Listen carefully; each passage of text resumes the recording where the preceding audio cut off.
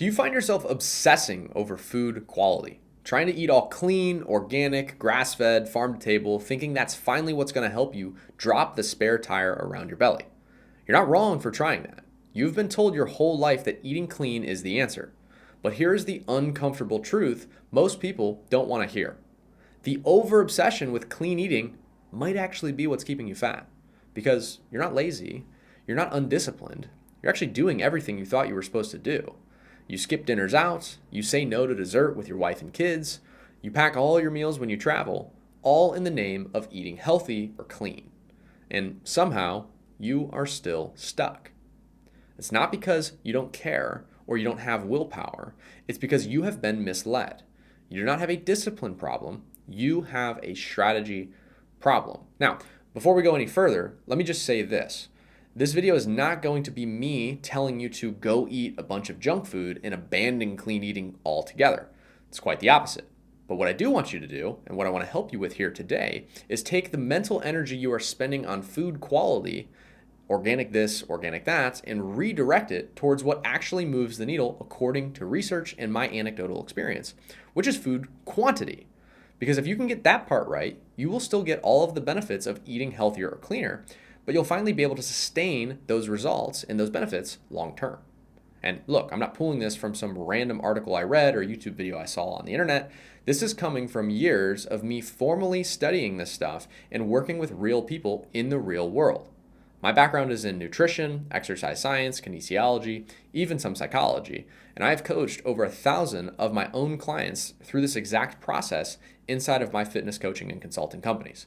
And every single time this topic comes up, I think back to one of my early coaching clients way earlier in my career who really drove home this point for me. And I'll never forget this guy. We'll just call him Mike for the sake of privacy. But Mike owns a 6,000 acre ranch. Okay, this guy's literally farm to table. His beef, his chicken, his salmon, it's all straight from the source. You couldn't eat cleaner if you tried. Now, when we first talked, he swore up and down he was doing everything right. His wife cooked from scratch. There was nothing processed, nothing store-bought. Everything that he was doing was correct and healthy on paper. But he had crept up to almost 280 pounds. So our first week working together, I said, hey, let's just track what you're consuming currently. And when we added it all up and averaged it out, it was almost 4,000 calories a day. All from healthy foods, just way too much of them. Ribeyes, full-fat dairy, eggs, fatty fish, super high-quality stuff, but calories don't care where they come from. And if you have too many of them, it's still toxic. So once we dialed in his numbers, brought him into a proper calorie deficit, and made sure he was hitting his protein, he didn't even change what he was eating, just how much, and sure enough, the weight started to fly off. He dropped over 40 pounds in 6 months, and he's kept the weight off since. So Mike's problem was not the quality of his food. His food was higher quality than probably yours or even mine. His problem was the quantity. And that's exactly what I want to unpack in this video. So before we get into the research supporting all of this and the practical application, like, hey, how do we actually fix the problem? What do I take away from this video and go apply? We've got to make sure we're speaking the same language, because words like clean, healthy, junk, quality, they all get thrown around all the time, and half the time people aren't even on the same page when they're discussing or debating them. So let's just take a few seconds here to define what we're actually going to be talking about in this video. The first two terms that we have to get clear on is clean versus unclean. So clean in this video is going to be defined as the stuff that is directly farm to table, right out of your backyard, your own cattle farm, cattle ranch, right to your table. The stuff that has come from farmer markets, etc. One ingredient, unprocessed, does not pass through a bunch of supermarkets. It's not in a box or frozen or anything like that. That's your general clean category, all of the buzzwords that you hear, okay? Unclean would be the stuff that's highly processed and calorie dense or quote unquote addictive. It has a bunch of ingredients that you don't know. It has a bunch of sugars and processed chemicals and all these preservatives. That's your unclean. So again, you could probably infer that, but that's what we're talking about when it comes to clean versus unclean. We also have to look at quantity versus quality. Should be pretty self-explanatory. Quantity is the numerical values. It's the amounts of these things. Quality is based on source. So quality, you can think of like the clean stuff. A quality food example would be something that is, hey, farm to table beef from a cow that you butchered in your own backyard, right? That'd be a quality source. So you have quantity versus quality, okay? Now, we also have weight versus fat. And even I am guilty of using these interchangeably, but the reality is you technically shouldn't. Weight and fat are not the same thing. Weight is a measurement of total body mass. That includes muscle mass, bones and tissues, organs, and even fat. Okay? Fat is just fat mass. Okay? It's just adipose tissue. That's all it is. So technically you have weight as this big umbrella, and again, muscle, fat, organs, bones, and tissues all under that branch, and there's even more in there too. Then you have fat, which is a part of that umbrella. So they are not the same thing. Weight is literally number on the scale of total mass, right? Fat is just the adipose tissue. So the reason that I can sometimes use them interchangeably, or I shouldn't say can, because technically I never should, but this reason that I sometimes do is because when I'm working with somebody to lose weight, we're typically doing it in an environment where they're consuming a high protein diet and they're resistance training, which all the research tells us when you get into a calorie deficit and you couple that with resistance training and a high protein diet, the majority of the weight that you are losing is coming from fat or adipose tissue. So that's why sometimes I'll say, oh, he dropped fat or he dropped weight, and I'll use them somewhat interchangeably. But again, it's good to define that they are different things. Now, we are pretty clear on definitions, I'd say at this point. Let's get clear on goals, because the reason people who are eating clean are doing that or pursuing that is typically because they want all of the benefits that you would think would come from eating clean. So they want to be leaner, they want more energy, they want to be stronger, they want to be more confident, more vitality, longer life, happier life, more active, less joint pain. These are all really good things to pursue, and it's usually one of the reasons that people are eating clean.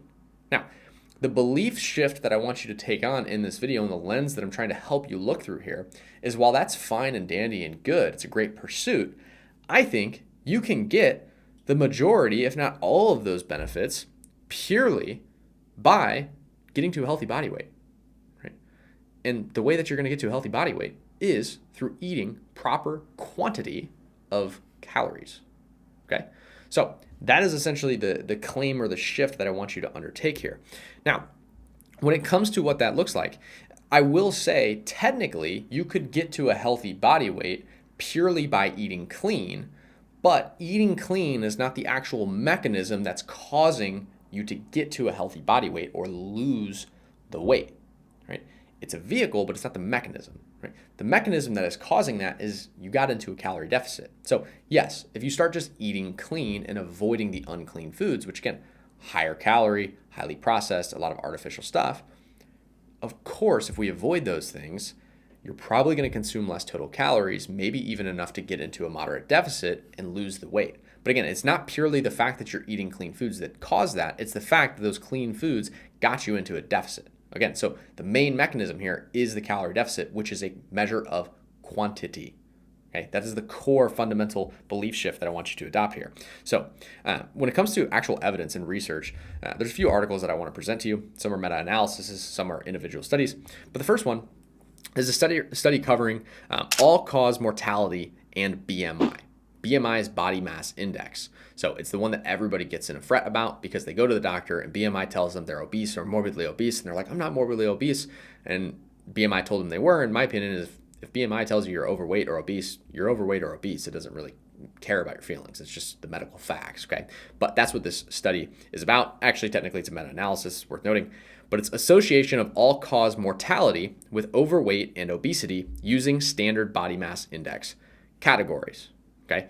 So the reason I want to present it through the lens of all-cause mortality is most of the people that I talk to are trying to eat cleaner, eat healthier, and improve their lives so that they can live longer, healthier, happier lives. So I figured, hey, why not examine mortality, which is literally just a measurement of when we're going to pass away in all likelihood, in relation to your body weight, because that's the core argument here, right? So this massive meta-analysis, it has over 5,700 citations. It shows that getting to a BMI of 25 to 30 is associated with lower mortality. And again, we can assume if we're getting to a healthier body weight or a lower BMI and we're experiencing a lower rate of mortality, we're probably also, again, experiencing everything that you would be trying to experience by just purely eating clean, all of the benefits that come from that. Now, worth mentioning, 25 to 30 BMI is technically still overweight. Right? I tell people to aim for about 25 BMI, which puts you on the lowest end of overweight. Technically at 25, you're still considered overweight. 18 to 24, Don't quote me directly, but I believe that's the total normal body weight range. I believe it's 18, but it's definitely sub 25. So weirdly enough, in this meta-analysis, they technically found that at slightly overweight, so that 25 to 30 range, you technically have lower mortality than even if you go to a normal or healthy body weight. Now, I didn't really dig into why that was found because it is a meta-analysis, so it's a bunch of studies inside of there. I'm sure each study has its own individual conclusion that you could draw from that. But again, just worth noting, I usually say target 25 anyways. I don't really ever recommend anybody go like as low as 18 or anything like that anyhow. Again, I'm sure you could. I haven't dug into the research on why there's a difference between normal or overweight, but according to this study, 25 to BMI or 25 to 30 has the lowest mortality rate. Okay, so again, simply dropping the body weight, we increase our lifespan, which likely means we get everything else that we're trying to pursue by eating clean. Okay, and reducing your body weight, getting to a healthy BMI, a healthy body mass index, that is accomplished by food quantity. Okay, this is independent of quality. Now, the next study is going to back what I'm saying here because it explores alternative obesity solutions versus calories in, calories out. So alternative obesity solutions, purely focusing on food quality and not tracking your calories or tracking your protein at all, could be an alternative solution. Right? Which is, again, one of these trends and likely why you click on this video, because there's plenty of people out there that say, hey, just eat cleaner, eat healthy, don't worry about calories, and you're going to lose some weight and you're going to fix the obesity problem. Again, technically it could happen. Technically it could, but this study shows us that if it does, it's likely because of, actually, it's not even likely, it is because of energy balance. So even if you were eating healthy, the only reason the weight came down is because you manipulated your energy balance. You got yourself into a calorie deficit, and that's what this study covers. And again, at its core, this study finds that the energy balance model, EBM, is supported by robust scientific evidence as the primary driver of weight change. Now, worth mentioning, changes in the food environment leading to increased calorie intake are the primary driver of increased obesity prevalence. Okay? So, what this means practically is when we change the food environment, so again, let's just say we literally put you in the house and filled the house with junk food or unclean food, right? The stuff that's artificial, there's preservatives, it's high calorie, calorie dense. If we just surrounded you with that, well, you're going to consume it. And if it's higher calorie in nature, then you're probably more likely to become obese, right? And that's effectively what it's saying here. But it's the over-caloric consumption that causes the gain, not the low-quality food itself. Meaning if you had the junk food, or again, those calorie-dense food options, but you tracked it and you calculated it and you didn't put yourself into a caloric excess, you would not gain the weight, right? That's what this is finding. Okay. And all theoretical models of obesity, including alternative models, must satisfy the principle of energy balance. This is an idea I've talked about before, which is everything being a Trojan horse for a calorie deficit when it comes to weight loss. Think about the mainstream like fad or trendy diets that you hear. Think about the ketos, the intermittent fastings. If we just break down keto and intermittent fasting real quick, think about keto. You completely eliminate carbohydrates, which is a whole food group. It's a whole macronutrient group. Is it safe to assume that if you completely eliminate an entire group of macronutrients, you might consume less calories and it might be few enough calories that you get into a deficit and therefore lose weight? Sure. So what caused the weight loss? Was it the keto, or was it the fact that keto eliminated a bunch of calories, got you in a deficit, and you lost the weight? According to this, it's the calories. Right? Intermittent fasting, another great example. A lot of people say, oh, I went on IF and I lost a bunch of weight. Is it because of the IF, or is it because, hey, I reduced my eating window from 16 hours a day to 4 hours a day, and if you only have 4 hours a day to eat, is it a safe assumption that you probably consumed less total calories, therefore potentially putting you in a calorie deficit and making you lose weight? Yeah. So was it the IF, or was it the fact that IF just restricted your calorie intake and got you in a deficit? According to this, again, it's the energy balance. It's the calories, right? That's what it is. Now, really, the conclusion of this second study is just the focusing on food quality alone, like clean eating, without addressing energy balance, is not supported even by the strongest evidence in a study like this. Okay. Now, thirdly, I want to examine this through the lens of sustainability and really the idea of a rigid diet versus a flexible diet.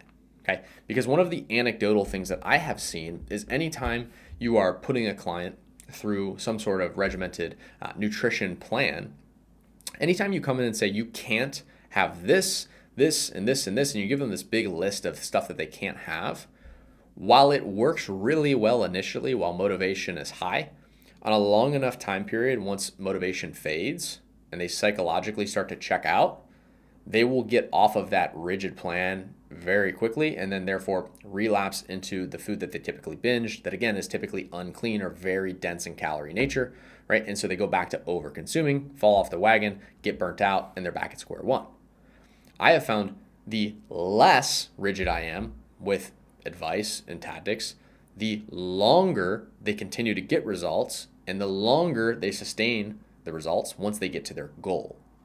And that study, this study here that I'm about to present to you, effectively seconds that anecdotal experience that I have had. So this study is titled, or it's a research article, Flexible versus Rigid Dieting in Resistance-Trained Individuals Seeking to Optimize Their Physiques, a randomized control trial. Participants were randomized to either flexible dieting, so flexible meaning non-specific foods, they didn't have any sort of specific listing that they had to consume, or rigid dieting, which again, they were told, hey, you have to eat these things, right? Both groups followed a 20% calorie reduction for 10 weeks, then ate as often or as needed as they liked for 10 weeks post-diet. Okay? Both groups achieved similar weight loss during the diet phase. Okay? Both groups also reduced fat mass similarly. So both weight, total body mass, number on the scale, and fat mass, adipose tissue lost, was similar in both groups, whether they were 100% rigid or had flexibility to do what they wanted. Right? What this study is showing and demonstrating is that the flexible dieting is just as effective as rigid, clean eating approaches from a pure results perspective, from a pure math perspective, the quantifiable results that we're getting. How much weight was lost, how much fat mass was lost is extremely similar. It works effectively as well. It's statistically insignificant, the differences between the two.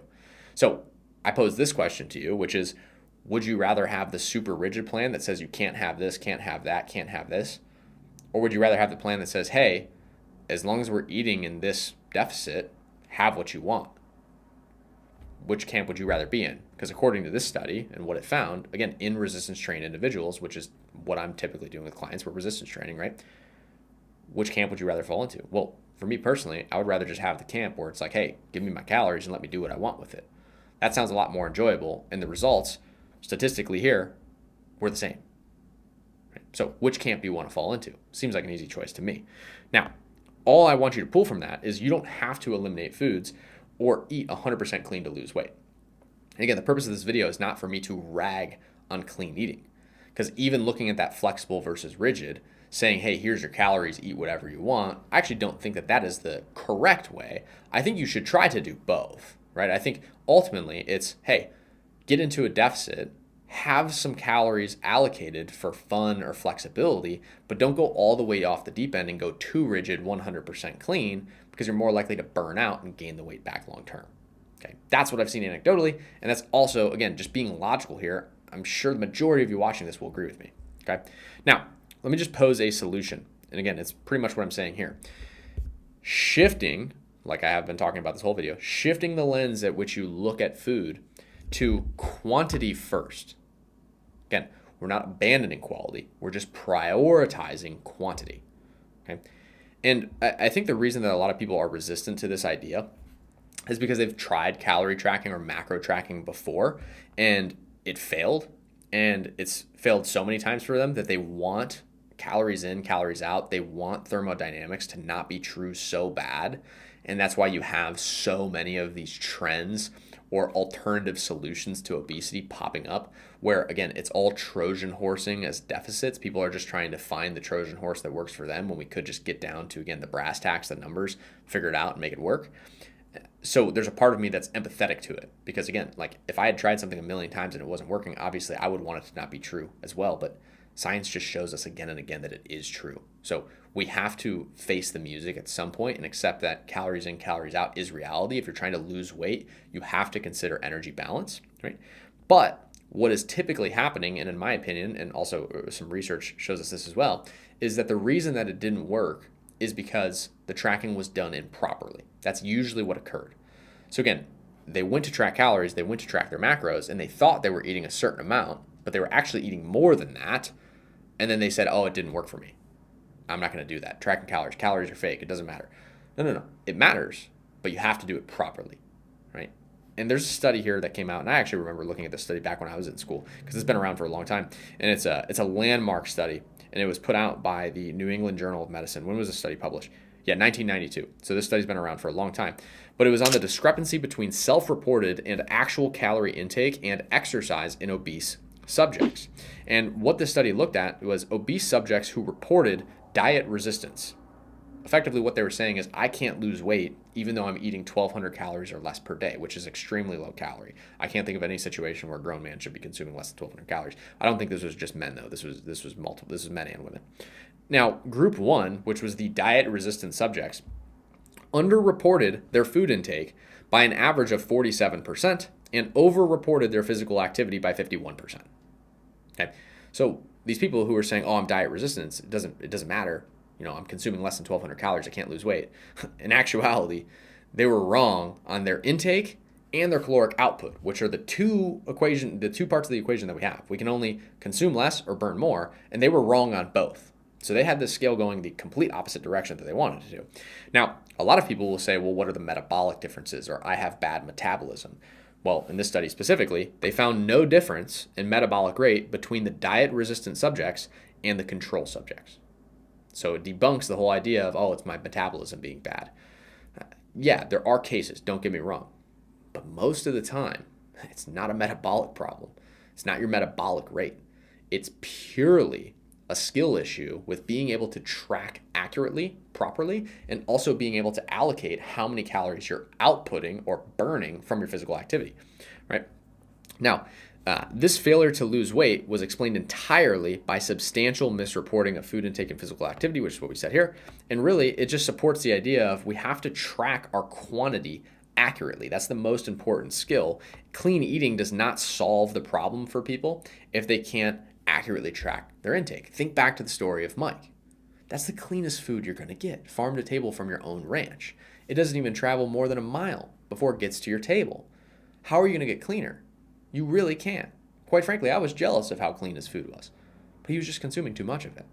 And again, calories don't care about their source, and too many calories is still calorie toxicity. It will still lead you to obesity, which everybody knows the implications of obesity. I don't have to sit here and sit on a soapbox and tell you about the diabetes, the cancer, the heart disease, et cetera, et cetera, et cetera. Everybody knows, right? Now, I want to open a little bit of a loop here for you because I could drop an entire video on how to track properly. And that's not actually what I'm going to do, even though we've obviously just addressed that's the core skill issue, because that would turn this into a way longer video than it needs to be. So stay tuned because I will just put out a video on how to track properly, but it's not the direct purpose of this video. The direct purpose of this video is, again, to shift the lens at which you look at food through from one of quality first to quantity first. And then, of course, if you can do the quantity right and still get the quality, then by all means do that. And I think you should. But I don't want you to spin your wheels so focused on quality that you throw quantity out the window and then wonder why you're still overweight. That's the problem. So again, the purpose of this video is not to teach you to track properly. It's just to open your eyes to this and make you aware of the situation. Now, tactically speaking, what should you walk away from this and do? I'm going to tell you some strategies that I've applied that have worked very well. And again, anecdotal experience. And also you've kind of heard some studies as well. But I'm going to give you some anecdotal just tactics, things that I've used that have really, really worked. And then in another video, we'll actually get into, okay, cool, now how do I actually track these calories? Okay, how do I actually track this protein? So the first metric that I want you to focus on pulling away from this video is I want you to find out what your basal metabolic rate is. Okay, your basal metabolic rate is effectively like your baseline calorie burn for survival. If you were bedridden and you couldn't move, all you could do was breathe and sit there, right? That would be how many calories you're burning. It makes up about 60 to 70% of your total daily energy expenditure, which is a separate metric. That's the metric that a lot of people will talk about is, hey, how many calories do you burn in a day? Oh, I burn 2,500. Well, 60 to 70% of that 2,500 is just from your basal metabolic rate. So we got to find your BMR, okay? The way to find that is just use a Mifflin St. George calculator. I'll put on the screen here a screenshot of one that I use. I think it's Lehigh Peel is the company that I use for this one, but it's a good, easy one. There's a bunch of them. You can't really go wrong. And all you're going to do is you're going to plug in your data, and it's going to give you at the bottom your total daily energy expenditure. Or excuse me, it's going to give you your BMR right below your age. And then you have the option to plug in a multiplier for activity levels, which you see on the left-hand side, the bottom left-hand side. And you can plug that in and get your total daily energy expenditure. Again, the number that we're worried about is BMR. I want you to set your calorie ceiling for BMR, right? So not consuming over BMR calories, but also don't consume under it, because remember, BMR is baseline needs.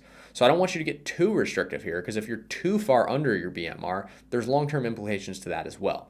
So a lot of people will be resistant to the idea of just go to BMR calories, but in my mind, it's a surefire way to account for some human error in your tracking, which again, if we look at the study we just saw, most people don't know how to track properly. So if I tell you to eat BMR, I'm also assuming that you're actually gonna consume over it. So I'm giving you a little bit of a human error buffer. But you set your calories to BMR and you say, hey, this is how many calories I'm gonna eat per day. I'm not gonna go over it, but also don't go under it. Don't try to cheat the system and go a little bit faster. Just eat your BMR calories. And then secondly, you find your actual protein goal. And so you're gonna have a minimum protein target and you're gonna have your calorie target. And then you're gonna play between those lines. Now, how you actually figure out your protein is you determine your goal body weight based on, let's use a 25 BMI, like I mentioned earlier, and then you multiply that by 0.8, and that's how many grams of protein you should be eating per day. So with this chart that you'll see on your screen, I'm looking down on it, but I'll have editor put it up on here. If you're 5'7", right, let me just find a 25 here. Yeah, so if you're 5'9", a 25 BMI is about 170 pounds. So you would just do 170 pounds times 0.8, and whatever that number works out to, that's how many grams of protein you should be targeting per day. So figure out what your height is and then go find 25 on the chart. That's your goal body weight for a 25 BMI, multiply it by 0.8. You now have your protein target and your BMR target or your calorie target every single day. Those are your two metrics. Now, play between those lines how you see fit. Like the whole purpose of this video is I just want you to focus on the quantity. Make sure the calories are right, make sure the protein is right. And again, ideally, yeah, if you can do both, do both. Right? And a good metric is shooting for about 80% of your calories from clean foods. Okay? If you can do 80% and then you have a budget of about 20% for just fun, flexibility, don't really worry about it. Hey, as long as it fits in my calories and protein, I'm good. That's a good balanced way to approach it. But you don't have to be perfect with that either. Again, I genuinely believe you're best off just hitting calories and protein however you can before trying to address the quality issue. And again, it's not me saying quality doesn't matter. That's not the purpose of this video. It's just me helping you shift your order of operations so you can actually lose weight, lose fat, keep it off sustainably. And in my opinion, this is the best way to do it. So again, my opinion here, prioritize the quantity, right? Focus on quality later. And my hope for you is that this video is helpful and helped it reframe that mindset and how you approach food. And in a later video, we'll cover how to actually track accurately as possible so that you can get really down to a T what this quantity metrics need to be and make sure that you don't fall into the human error that everybody in the last study did, which is over reporting your output and under reporting your intake. So hope this video helped. If you liked it, do all the YouTube stuff, like, comment, subscribe, share it, send it to a friend in need. Thanks for being here.